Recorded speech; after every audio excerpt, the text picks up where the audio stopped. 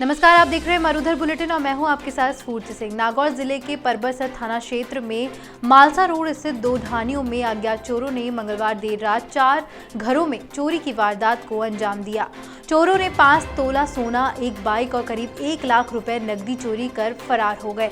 परबतसर क्षेत्र में मंगलवार देर रात तेज बारिश हुई थी। इससे मौसम में ठंडक थी और पीड़ित परिवार गहरी नींद में सोया हुआ था।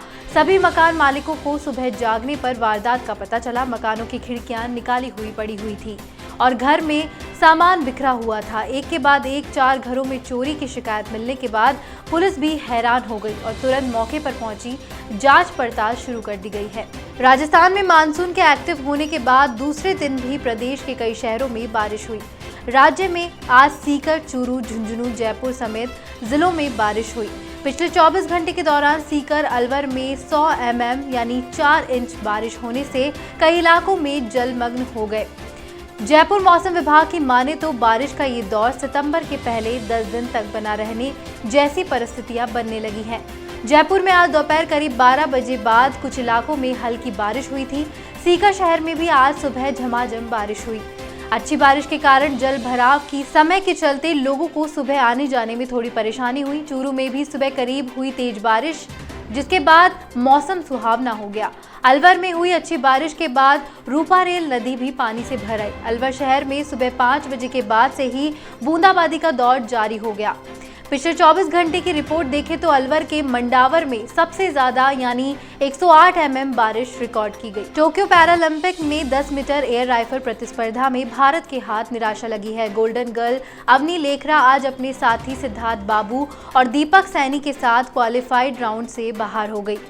छठी सीरीज में भारत की तरफ से अवनी लेखरा ने 100.496 अंक हासिल किए और वह 27वें नंबर पर रही। सिद्धार्थ 10.425 अंक हासिल कर 40वें नंबर पर रहे। दीपक सैनी 10.451 अंक के साथ 43वें स्थान पर रहे। इस तरह तीनों भारतीय निशानेबाज बाहर हो गए। इससे पहले जयपुर की रहने वाली अवनी ने टोक्यो पैरालंपिक में 100 मीटर एयर राइफल में भारत को पहला गोल्ड दिलाया है।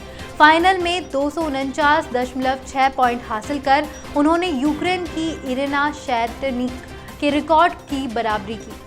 शूटिंग में गोल्ड जीतने के साथ ही अवनी देश की पहली महिला खिलाड़ी बन गई जिससे ओलंपिक या पैरालंपिक में गोल्ड मेडल जीता हो।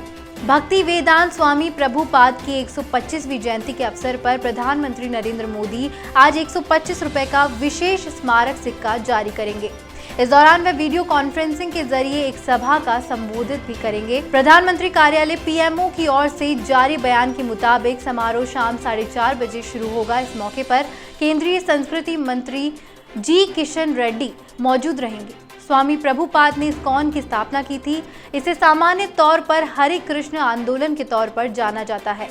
इस्कॉन ने गीता जैसे वैदिक साहित्य का दुनिया भर में प्रचार प्रसार किया था। साथ ही इसका 89 भाषाओं में अनुवाद भी कराया गया है। स्वामी प्रभुपाद ने 100 से ज्यादा मंदिरों की स्थापना की और दुनिया को भक्ति योग का मार्ग दिखाने वाली कई किताबें भी लिखी। आसाराम के जोधपुर जेल में 8 वर्ष पूरे हो गए हैं। 8 साल में आसाराम ने ट्रायल कोर्ट से लेकर सुप्रीम कोर्ट तक जमानत हासिल करने के 15 से अधिक प्रयास किए हैं, लेकिन हर बार कोर्ट के सामने उनकी दलीलें टिक नहीं पाई। यही कारण है कि वह अभी तक जेल में है।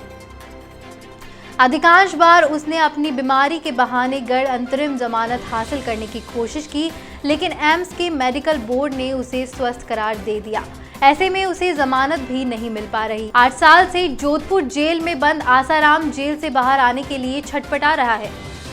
जमानत हासिल करने के लिए आसाराम ने कोई कसर नहीं छोड़ी। देश के नामचीन वकीलों को अपने पक्ष में खड़ा किया, लेकिन हर बार वह नाकाम रहा। सुप्रीम कोर्ट ने मंगलवार को उनकी जमानत याचिका खारिज कर दी है। शीर्ष अदालत में जस्टिस इंदिरा बनर्जी, वी राम सुब्रमण्यम और बेला एम त्रिवेदी की खंडपीठ ने कहा कि उन्हें जिस अपराध में दोषी ठहराया गया है वह कोई सामान्य अपराध नहीं है। खंडपीठ ने याचिका खारिज करते हुए कहा, आपका सभी तरह का आयुर्वेदिक इलाज जेल में ही कराया जाएगा। इस बुलेटिन में फिलहाल इतना ही। देश और दुनिया की तमाम खबरों के लिए आप देखते रहिए मरुधर बुलेटिन। नमस्कार।